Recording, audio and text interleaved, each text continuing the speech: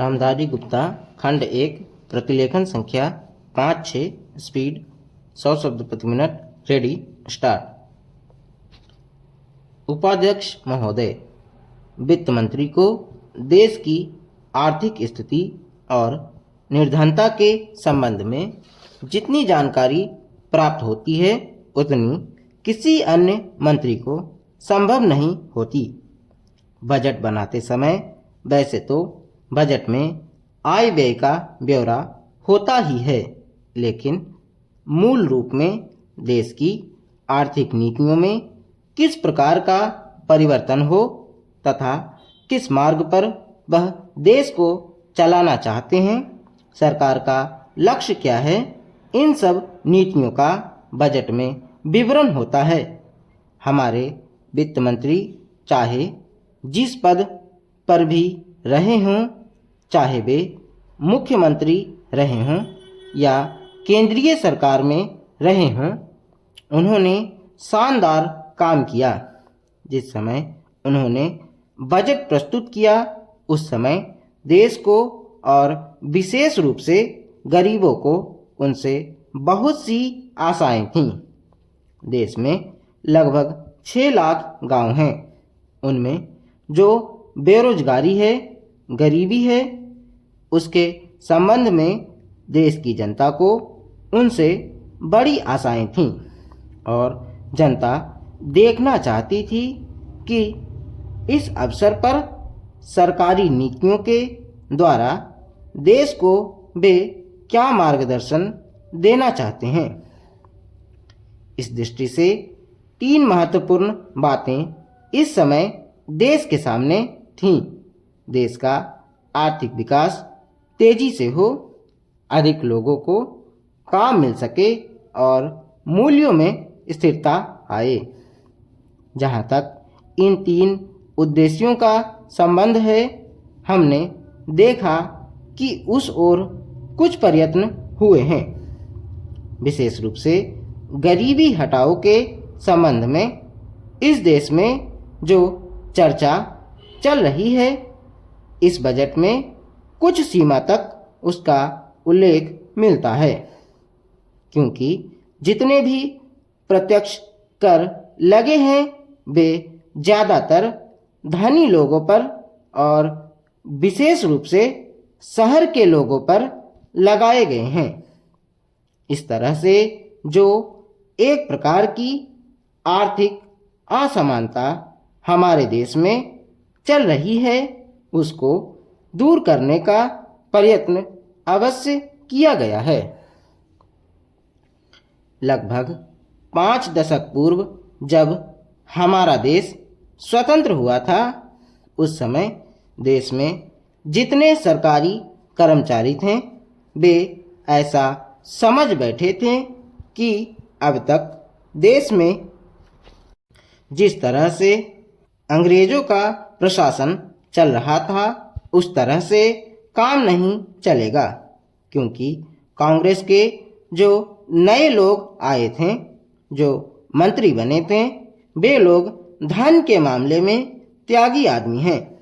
धन से उनको मोह नहीं है, लेकिन बाद में उन्होंने देखा कि हमारे मंत्री लोग भी उसी तरह से शानदार जीवन पसंद करने लग गए हैं जिस तरह से अंग्रेज करते थे।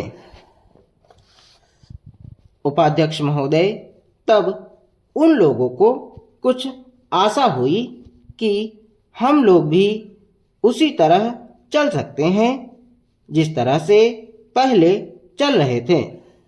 लेकिन अभी हाल में जो चुनाव हुआ उससे देश के धनिकों के मन में बड़ा संदेह पैदा हुआ कि इस चुनाव के बाद उनकी स्थिति वैसी नहीं रहेगी जो अब तक चली आती रही है। गरीबों और अमीरों के बीच में अब तक जो बहुत बड़ा अंतर चला आ रहा था, उसको अब तेजी से दूर करने का प्रयत्न किया जाएगा। श्रीमान, मैं आपका बहुत आभारी हूँ जो आपने सदन में चालू वर्ष के बजट पर अपने विचार प्रकट करने का अवसर दिया है। मैं इस बजट का समर्थन करना चाहता हूँ। श्रीमान, मैं सबसे पहले अपने दल के नेता प्रधानमंत्री को इस बात के लिए बधाई देना चाहता हूँ कि उनके नेतृत्व में देश में कांग्रेस दल को स्पष्ट बहुमत मिला और इसके फलस्वरूप यहाँ पर केंद्र में एक ऐसी सरकार का गठन हुआ जो कि देश में वास्तव में समाजवाद लाना चाहती है।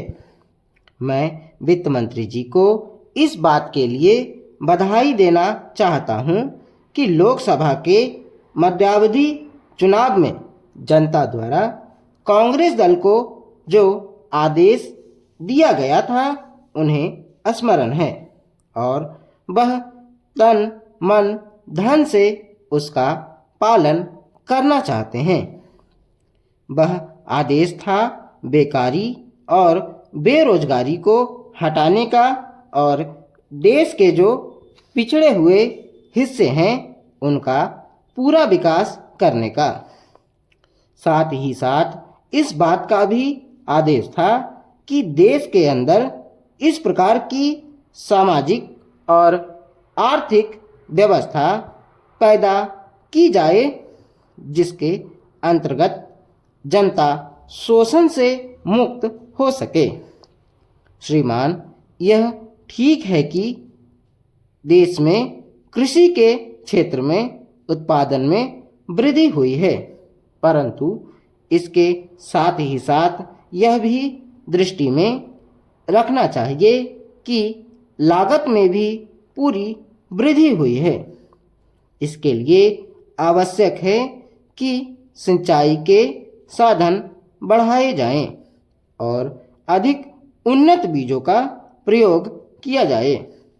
आज कृषकों को कृषि के यंत्र मिलने में बहुत कठिनाई हो रही है। जैसे छोटे छोटे ट्रैक्टरों का देश में बड़ा अभाव है।